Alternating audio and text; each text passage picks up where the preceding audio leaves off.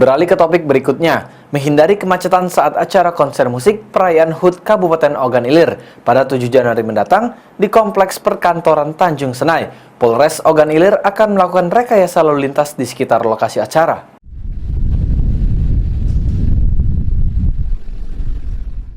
Masyarakat Ogan Ilir yang akan datang di ajang konser musik peringatan HUT Ogan Ilir pada 7 Januari mendatang diharapkan tidak terkejut. Pasalnya, pihak kepolisian dan Dinas Perhubungan Ogan Ilir akan melakukan rekayasa jalan menuju Kompleks Perkantoran Pemkab OI. Rekayasa ini dilakukan guna mengantisipasi kepadatan dan kemacetan yang akan terjadi. Pada saat nanti masuk, ini kita prioritaskan, kita buka semua. Kita buat 2 jalur, nanti kita lihat situasinya lagi. Kalau memang terjadi kepadatan, mungkin kita akan lakukan one way.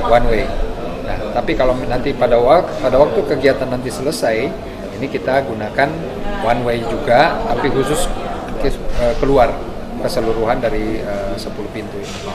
Ada berapa pintu? Rekayasa jalan ini sendiri akan dimulai pada sore hari hingga konser beraksi.